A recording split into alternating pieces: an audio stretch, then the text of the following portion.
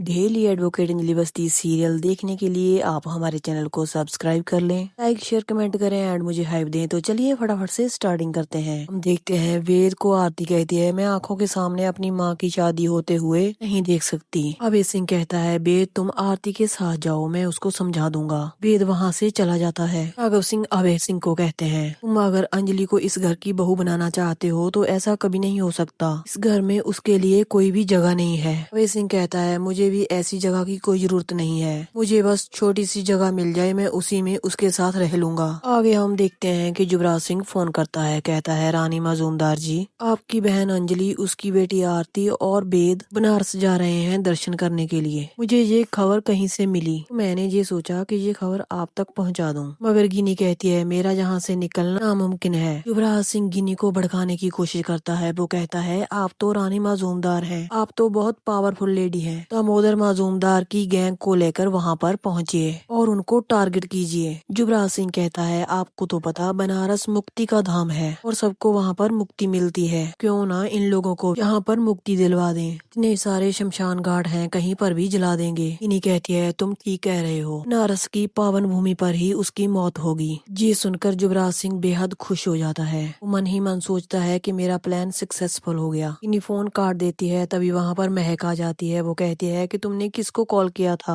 और तुम किसको मारने की बात कर रहे थे, बोलो युवराज, जवाब दो तुम। युवराज सिंह कहता है, तुम इन सब में मत पड़ो। लेकिन महक कहती है, मैं अभी अंजलि भाभी को सब कुछ बताती हूँ। महक अंजलि को फोन करती है, मगर युवराज सिंह महक का मुंह दबा देता है और उससे फोन छीन लेता है। वो अंजलि से कहता है, मैं युवराज बोल रहा हूँ, महक ने आपसे बात करनी थी, आपका हालचाल पूछना था। जिनमें कुछ जल रहा था वो देखने गई है, आकर आपसे बात करती है। महक आपको बाद में कॉल कर लेगी। फोन काट देता है। महक युवराज सिंह से कहती है, ये तुम क्या कर रहे हो, मेरे साथ ऐसा नहीं कर सकते। युवराज सिंह कहता है, जब तक तुम्हारी ये अंजलि भाभी जिंदा है ये ऐसा ही करना पड़ेगा। महक कहती है, और मेरे लिए तुम्हारा जिंदा रहना। युवराज सिंह अपने गुस्से पर कंट्रोल नहीं कर पाता। वो महक के जोरदार चांटा जड़ देता है और कहता है कि तुम्हारी मेरे सामने बहुत जबान चलने लगी है, मेरे साथ चल, अभी तुझको ठीक करता हूँ। आगे हम देखते हैं अंजलि सोच रही होती है, महक ने मुझको फोन क्यों किया था, का वो मुझसे कुछ कहना चाहती थी, मगर युवराज ने उसे कहने नहीं दिया। आगे हम देखते हैं गिनी कहती है, दामोदर से मुझे किसी भी तरह परमिशन लेनी होगी और मुझे बनारस जाना होगा। वहाँ जाकर मैं सिर्फ एक कॉल करूंगी और अंजलि वहाँ पर भागी भागी आएगी अपने प्राणों का विसर्जन करने। गिनी कहती है, दामोदर मुझे बहुत प्यार करते हैं, वो मुझे कभी भी मना नहीं करेंगे। वो कहती है, अबे अगर तुमने मुझसे इसमें 1% भी प्यार कर लिया होता तो आज हमारी एक अलग जिंदगी होती। गिनी कहती है, अंजलि अब तो तू गई, तेरा सत्यानाश कर दूंगी मैं। आगे हम देखते हैं गिनी मेहंदी लगवा रही होती है, अभय सिंह की बेवफाई को याद करती है। हम देखते हैं गिनी अभय सिंह को फोन करती है। वो कहती है,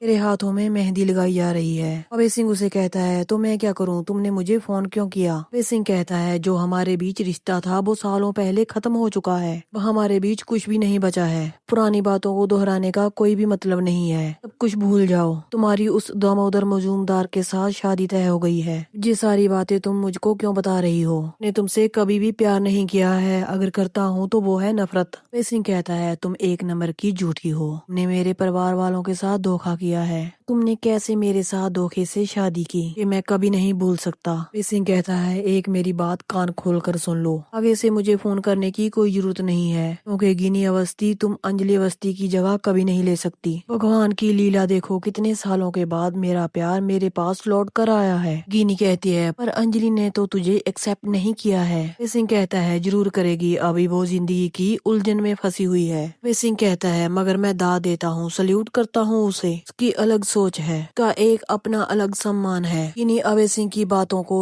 सुनकर रोने लग जाती है। वो कहती है, मुझे मेहंदी लगाई जा रही है, के बाद मैं किसी और की हो जाऊंगी। वो अभय सिंह से आई लव यू कहती है। अभय सिंह गिनी को कहता है, अब कोई फायदा नहीं है, हमारे बीच कभी भी कोई रिश्ता था ही नहीं, बेहतर तो यही होगा तुम उस दामोदर मजूमदार को अपना लो और मैं अपने प्यार अंजलि को। इसके बाद अभय सिंह फोन काट देता है और गिनी फूट फूट कर रोने लग जाती है। गिनी अंजलि को फोन लगाती है। वो कहती है कि मेरे हाथों पर मेहंदी लग रही है, अभी तक मैं बंगाली बहू नहीं बनी हूँ, लेकिन शादी के बाद बन जाऊंगी। गिनी रोने लग जाती है। वो कहती है, दामोदर मुझे बहुत प्यार करता है, लेकिन फिर भी मैं अभय सिंह को नहीं भूल पा रही हूँ। अंजलि, क्यों मैं उसे इतना प्यार करती हूँ। वो कहती है, अंजलि तेरे प्यार में पागल हो चुका है, मैं तुम्हें मार दूंगी। गिनी फोन काट कर रोने लग जाती है। अंजलि उसकी कही हुई बातों को याद करती करती है। उसकी बहन ही उसे मारना चाहती है। इससे अंजलि का मन बहुत दुखी होता है। अभी हम देखते हैं वेद और आरती घूमने चले जाते हैं। उनके पीछे गिनी भी चले जाती है। हम देखते हैं गिनी अंजलि को फोन करती है। वो कहती है वेद और आरती यहाँ पर बनारस में घूमने आए हैं। वो लोग बहुत ही खुश हैं। गिनी कहती है आरती तो बिल्कुल तेरे जैसी दिखती है। ये देखती हूँ तो तुम्हारी याद आ जाती है। गिनी कहती है मैं इसे जान से मार दूंगी। मेरी बहन की बेटी है, अगर मर जाएगी तो मुझे बहुत दुख होगा। पर से अभी अभी इसकी शादी हुई है, कितने सारे अरमान होंगे इसके। मरने के बाद सारे के सारे धरे रह जाएंगे। तू फिर आना इसका संस्कार करने के लिए। जहाँ पर वेद और आरती बहुत खुश हैं दोनों। उससे इन दोनों की खुशी देख नहीं हो रही। नहीं देख सकती मैं किसी की खुशी, क्योंकि मुझे मेरी खुशियाँ नहीं मिली हैं। मुझे मेरे अबे का प्यार नहीं मिला है, इसीलिए मैं तेरी बेटी को मार दूंगी। अगर हो सके तो अंजलि बचा ले अपनी बेटी को। अंजलि कहती है तुझे नहीं पता, मुझे पता है कि तू किस लेवल की खिलाड़ी है। और मुझे ये भी पता है कि तेरा अगला टारगेट कौन है। तेरा टारगेट आरती नहीं मैं हूँ। अंजलि कहती है मेरी एक बात तू ध्यान से सुन ले, आरती और वेद पर मैं आँच नहीं आने दूंगी और ना ही खुद पर। तेरी तो शादी होने वाली है, पर मैं तुझे मारूंगी नहीं। तुझे तो कानून सजा देगा,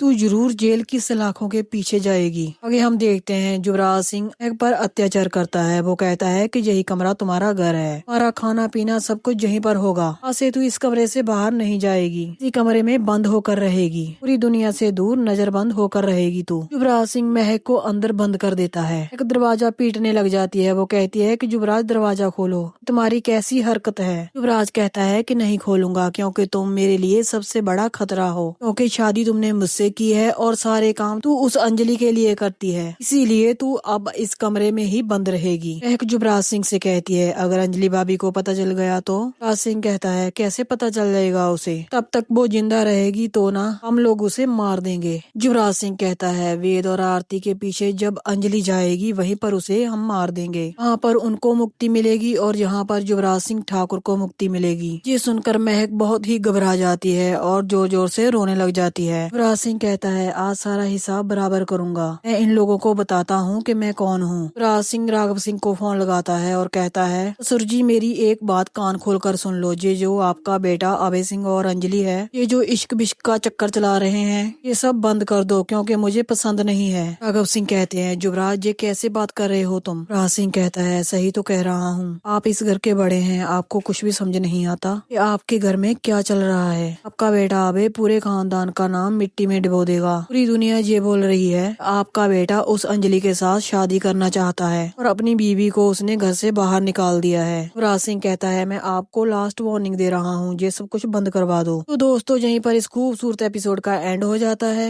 कल के न्यू एपिसोड के अपडेट लेकर हाजिर होंगे, तो कल मिलते हैं।